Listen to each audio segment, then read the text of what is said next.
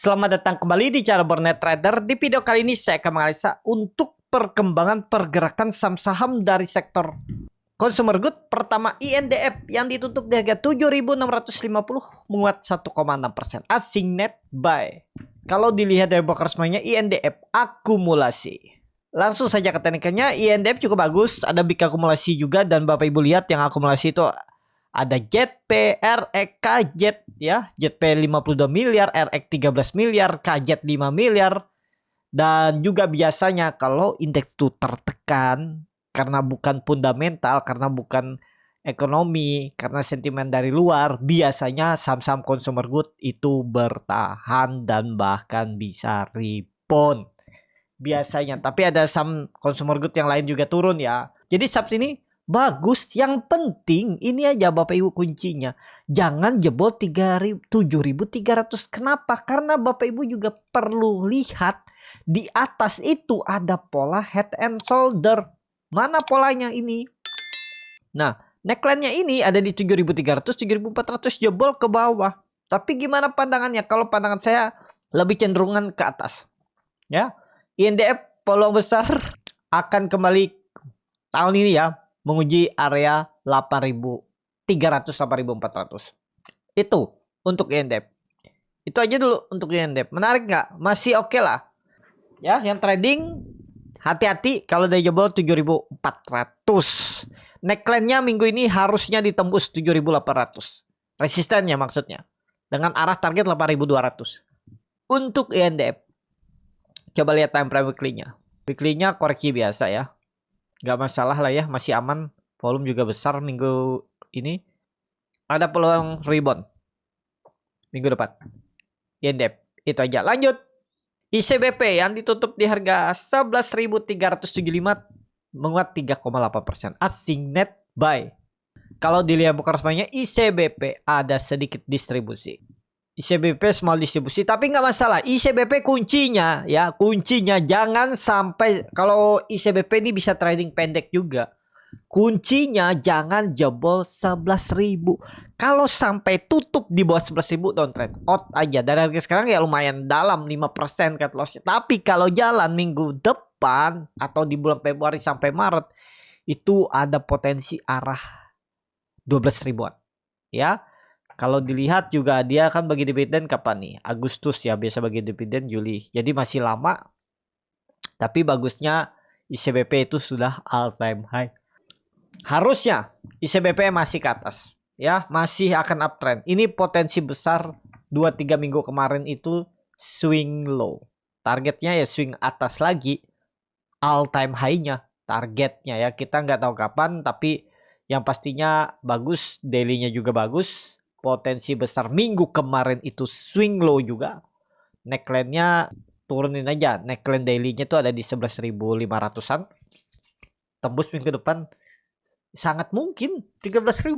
Tapi nggak mungkin dalam 1 minggu 2 minggu ya. Karena dia ini agak lambat gerak. Cuman trennya potensi akan uptrend kalau minggu depan tutup minimal di atas 11.500. Sedikit aja kan, 2% aja dia naik seminggu ke depan itu udah bagus. Tutupan Jumat. MACD-nya golden cross arah atas. Bagus untuk ICBP. Lanjut, UNPR yang ditutup terkoreksi dalam 5,62% ke harga 1.425. Asing net sell. Kalau dibuka semuanya UNPR di distribusi. UNPR itu sentimen akan dikeluarkan dari MSCI. 1.500 juga jebol ya. Apakah ada teknik rebound minggu depan? Harusnya ada, tapi terbatas. Mungkin 2-3% itu ada potensi. Ya, support minornya 1.400. Support kuat memang waktu itu 1.500. Nah, ini trendline downtrend. Nah, masih jauh ya trendline downtrendnya ini di 1.200-an. Kalau melihat historinya nih. Nah, ya 1.200-an baru lanjut support kuatnya. Jadi ini support minor. Jadi ada potensi untuk UNPR teknik rebound, tapi dengan kondisi sekarang ya jangan harap dulu lah, sabar-sabar aja lah. Apakah dia akan bangkit nantinya? Ya percaya aja lah, fundamentalnya saat ini mungkin masih kurang oke. Tapi nanti gebrakan dari UNPR. Ya masa sih segitu doang turun terus, bahkan dia turun ini semenjak kapan nih? peaknya 2017, 8 tahun downtrend, masa nggak ada. Dia uptrend tuh dari 2006, uptrend terus dan patah downtrendnya. Ya wajar kalau kita lihat time frame bulanan. Waduh, bulanannya sudah di harga 2009 ya. Luar biasa nih penurunannya, sangat dalam ya. Jadi apakah ada potensi bangkitnya? Kita butuh konfirmasi juga ya, ibaratnya butuh dari konfirmasi apa fundamental, bagaimana gebrakan baru manajemen ya, tahu sentimen-sentimen positif, corporate action, apalah itu namanya. Nanti ada aja saatnya ya. Saat ini kalau Bapak Ibu belum punya trading cepat, kalau mau beli di support rebound langsung bungkus saja, jangan berharap gara-gara melihat wah ini dia sudah turun dalam nih. Kan lumayan tuh kalau dibawa ke 3.000. Bapak Ibu punya di 1.400 kan naik 100%. Iya, kalau naik, kalau dia turun dulu ke bawah lagi kan harusnya Bapak Ibu dapat profit mungkin 5%, 10%, malah balik BP. Saat ini jangan berharap cepat naiknya untuk ONPR. Jadi kalau bisa rebound bungkus dulu. Butuh sideways panjang dulu sebelum dia rebound. Ini aja sideways-nya gagal lagi kan. Ini sideways gagal juga. Nih. Ya, dia butuh sebulan 2 bulan sideways baru mungkin bangkit. Itu ya, jadi dibaca nanti kalau dia mulai sideways. Lanjut. MSP yang ditutup dengan 585 menguat 0,86%. Asing net buy. Kalau dibuka semuanya MSP di distribusi. HMSP, waduh, downtrend. Jangan dilirik dulu lah, sektornya belum memberikan sinyal juga, jangan diharap lah. Ya, sabar-sabar aja dulu. Saat ini yang punya gimana? Saya ini floating loss-nya udah besar. Kalau seperti itu cuman satu kata, sabar, nggak ada bisa lagi dilihat, dipikir. Bapak Ibu kalau mau yang pejam mata, yang ada potensi profit maksimal, misalnya downtrend tahun ini, maksimal tahun depan bisa profit kalau average down, itu pilih big bang aja itu. Ya, kalau Bapak Ibu tahun ini kena downtrend, Bapak Ibu cicil, ya harusnya tahun depan rebound lagi, profit itu ya. Jadi jangan takut kalau Bapak Ibu cuman modal feeling doang, big bang jadi pilihan. Atau cari saham-saham yang dividennya 10% minimal. Ya, MPMX, ITMG, AAD yang dulunya Adro. Bisa PTBA 10% belum? 10% bukan. Ya itu kenapa? Karena Bapak Ibu sahamnya terus turun, Bapak Ibu tambah dana Bapak Ibu. Ya kalaupun jelek-jeleknya nggak naik, Bapak Ibu tuh balik modalnya 10 tahun lagi. Ya anggap aja upah nunggu. Tapi kalau sahamnya nanti balik, Bapak Ibu kan profitnya jadi lebih besar. Simple seperti itu. Tapi ya tetap semua ada resiko ya. Ya seperti tadi saya bilang, kalau Bapak Ibu cuma modal feeling doang, beli big bang. Ya downtrend 3 bulan mungkin di bulan ke-5 ke-6 udah uptrend lagi. Kalau Bapak Ibu pakai average down ya harusnya bisa profit. Atau pilih tadi saham-saham yang ngasih dividen besar minimal 10%. Tapi cari juga yang bagus, yang Bapak Ibu bisa lihat ada perusahaannya yang di daerah Bapak Ibu atau di mana gitu ya. Seperti contoh MPMX atau ITMG. UNTR 10% bukan dividennya. Adro ini berapa persen tuh? Nah itu pilih yang seperti itu aja. Seperti itu ya. Jadi untuk MSP saat ini belum ya, sektornya juga tertekan, tahu aja kan sektornya itu berpengaruh ke kesehatan, makanya juga susah, apalagi cukai terus naik. Nah itu yang menjadi sentimen. Jadi saat ini MSP skip. Lanjut GGRM yang ditutup dari 10.900 sama harga penutupan hari sebelumnya. Asing net sell. Lalu dibongkar semuanya GGRM di distribusi.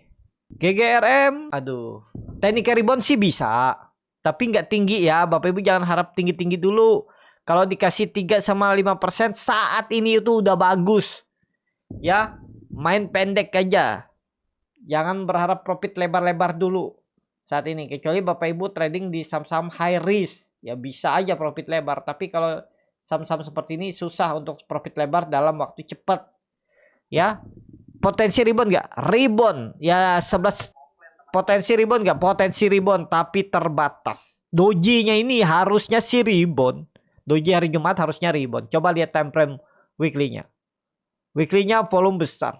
Ada buying power di hari Jumat rebound tapi nggak tinggi, mungkin 11.200 itu maksimal GGRM. Lanjut WIM yang ditutup di harga 595 terkoreksi 2,45%. Asing net buy. Kalau dilihat dari broker semuanya WIM di distribusi, WIM juga masih tertekan. Saya dulu juga ada trading WIM, kadang profit kadang loss ya. Ya lagi downtrend mampatin, beli support lagi loss. Jadi saat ini WIM mungkin bisa rebound tapi terbatas. Tapi kalau pandangan saya skip, jangan dipaksa apalagi downtrend. Memang ini di support yang harus rebound. 590 600 tuh harus rebound. Ya kalau Bapak Ibu nekat membentuk low baru, low hari Jumat di 580 jebol itu ya buang. Lumayan dalam tuh. 75 dari harga 595 kan berapa tuh? 3% lebih, hampir 4% cut loss-nya. Ya, skip aja lah daripada maksa. WIM belum menarik. Lanjut. Mayor yang ditutup dengan 2400 terkoreksi 0,82%. Asing net buy. Kalau dibuka resminya Mayor akumulasi. Langsung saja ke tekniknya. Mayor juga belum. Walaupun ada big akumulasi tapi kayaknya belum kuat ya. Untuk rebound bisa nggak? Bisa, tapi terbatas. Menurut saya terbatas. Mungkin di 3%-an aja. 2480 itulah maksimal kenaikan. Ya maksimal 2500. Jadi seperti itu aja. Untuk Mayor saat ini belum. Pokoknya Bapak Ibu gini aja ya. Bapak Ibu screening saham itu simple aja ya. Kalau mau disclaimer gak harus sama. Bapak Ibu lihat sektornya mana yang rame. Kalau saham-saham Pak Prayogo yang rame ya saham-saham Prayogo, atau saham-saham konglomerasi ya pilih saham-saham konglomerasi.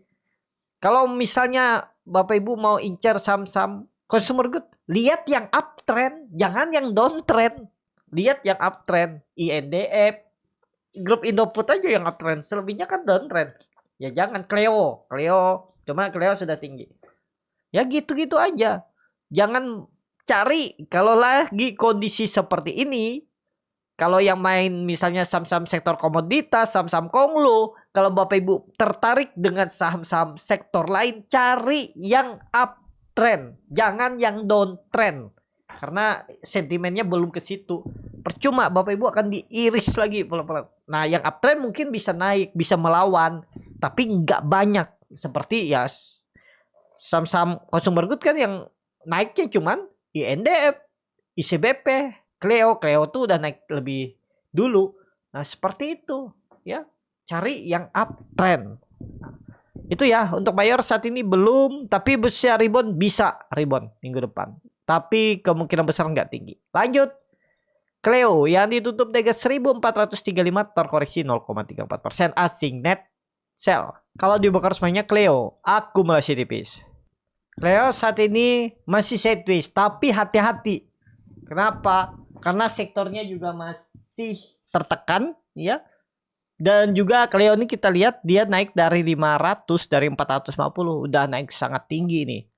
Jadi ini ada double top yang perlu diwaspadai ya. Nggak usah takut, perlu diwaspadai aja bagi Bapak Ibu yang beli-beli di pucuk. Ya kalau Bapak Ibu time frame-nya lebih panjang ya silahkan di hold walaupun loss nanti. Tapi kalau Bapak Ibu yang mau pakai trading plan, mau trading, ini ada double top atau pola descending triangle. Low-nya sudah terbentuk yang baru, lower high. Sebelumnya di atas di 1590, terus kemudian di 1500. Nah, jebol 1390. Jebol 1390, Cleo potensi downtrend lanjut ke bawah, selesai naiknya ya, hati-hati karena ini sudah mengkonfirmasi downtrendnya. Kalau dia jebol 1390, hati-hati untuk Cleo ya, karena saham tuh ada saatnya naik, ada saatnya turun ya, seperti itu. Cleo hati-hati kalau menurut saya. Kalau Bapak Ibu beli harga sekarang, kalau saat ini saya lebih wait and see Cleo. ULTJ yang ditutup di harga 1520 terkoreksi 1,93%. Asing net sell. Kalau dilihat bukan resminya ULTJ ada akumulasi tipis. ULTJ ini level psikologis. Kalau memang ISG ada potensi rebound, harusnya ULTJ potensi juga rebound. Tapi nggak usah Bapak Ibu harap tinggi-tinggi, kasih 3% sampai 5%, bungkus saja dulu. Jangan berharap lebih dulu saat ini ya, kondisi sekarang. Kenapa? Karena perkiraan saya ya, ini perkiraan saya untuk ULTJ itu potensi besar sideways di bawah 1600 dulu. Kalau memang mau naik dia nggak kencang. Bapak Ibu lihat historinya jarang dia kencang. Mesti sideways dulu baru diangkat. Ngumpulin tenaga. Jadi saat ini cuan bungkus saja kalau Bapak Ibu beli di 1500 itu untuk ULTJ. Lanjut. Cimori yang ditutup dengan 5000 sama menguat 1,83%. Asing net buy. Kalau dibuka resminya Cimori akumulasi. Cimori akhirnya tembus 5000 lagi, aman gak? Mudah-mudahan ya, mudah-mudahan aman. Pokoknya ingat Bapak Ibu, kalau dia jebol 4900 out aja dulu. Kalau Bapak Ibu yang punya. Ya, TP di bawah atau yang baru buyback, beli atas buy on breakout. Ya 3% buang aja lah. 4850. Kalau pandangan saya ya, skenario-nya nih, kalau Cimorinya tiba-tiba turun minggu depan, turun ke bawah, sideways, downtrend enggak, sideways. Jadi akan tetap mantul dari 4500. Ya tinggal bagaimana skenario Bapak Ibu aja untuk Cimori. Ya intinya kalau gagal minggu depan di atas 4900 bertahan, Cimori turun ke bawah ke sekitaran 4600 4500 dan kemungkinan besar tetap akan rebound lagi karena pandangan saya Cimori sideways ya. Itu aja kalau dia turun, tapi kalau naik target selanjutnya itu resisten kuat di 5300. Ya ada potensi upside 6% lah minggu depan kalau mampu gas. Lanjut. Aisyah yang ditutup di 108 terkoreksi 0,91%. Asing net sell. Kalau dibongkar semuanya Aisyah didistribusi. Langsung saja kayaknya Aisyah belum kemana-mana. Bapak Ibu perhatikan nanti kalau dia tembus 116 115. Boleh nggak beli support? Boleh. Kalau Bapak Ibu mau stop loss di 105. Ini minggu ini kalau memang mau mengkonfirmasi bandarnya mau narik, minggu ini harusnya rebound. Gak ada lagi dia sampai tutup di bawah 107. Harus rebound. Senin tuh langsung harus rebound. Coba lihat time frame weekly-nya. Weekly-nya juga lihat. 2 minggu dia koreksi sideways. Dan volume minggu ini kecil. Jadi harusnya Senin sudah kembali rebound. Kalau mau bagus rebound. Ya kita lihat Aisyah. Tapi ya sama sektornya ini belum memberikan sinyal yang bagus positif. Tapi bisa aja digoreng. Yang pastinya jangan beli Aisyah di pucuk. Kenapa? Kalau Bapak Ibu perhatikan. Lihat karakter sahamnya itu sering membentuk ekor dari atas. Jadi jangan sekali-sekali beli buy on breakout. Ya menurut saya jangan sekali-sekali beli buy on breakout. Kalau mau dan feelingnya kuat Aisyah beli di support. Ya, Bapak Ibu beli di atas itu bisa kegocek. Lihat karakternya nih terlihat ya. Dari semenjak 2024 bahkan gak usah dari 2024. Dari tahun-tahun sebelumnya udah kelihatan nih karakter nih jarang terubah kecuali memang ada corporate action apa, kalau enggak ya gitu-gitu lagi karakternya. Ya, itu aja untuk Aisyah. Lanjut, Hoki yang ditutup dari 102 menguat 2%. Asing net buy. Kalau dibuka semuanya Hoki didistribusi.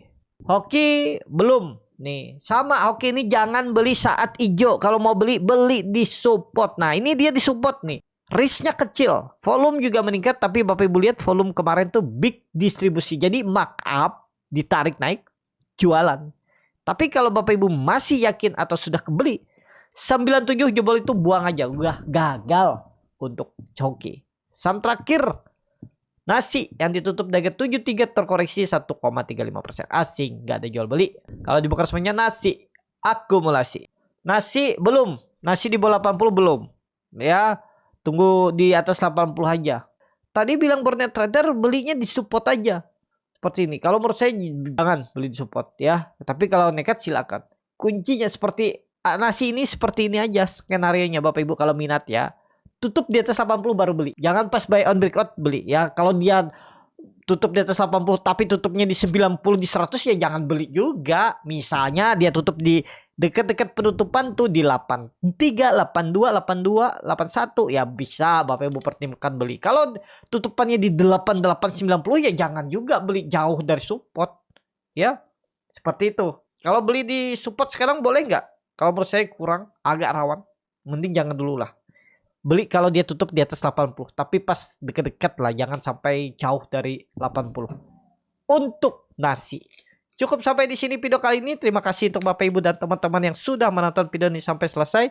Apabila channel Bonnet Trader ini bermanfaat dan bisa menjadi bahan pertimbangan Bapak Ibu dalam membeli, menyimpan, dan menjual sahamnya, bisa klik tombol subscribe dan nyalakan lonceng notifikasi. Ada kritik, saran, ataupun pertanyaan, bisa langsung tinggalkan di kolom komentar. Bagi Bapak Ibu dan teman-teman yang baru belajar trading, masih bingung memilih saham, bingung membuat trading plan, bisa join trading bersama Bonnet Trader. Nanti dipilihkan saham-sahamnya dan dibuatkan trading plannya beserta chartnya dan juga free konsultasi portfolio. Kalau tertarik, DM Instagram Bonnet Trader atau link di deskripsi. Tinggal pilih mana yang Bapak Ibu mau.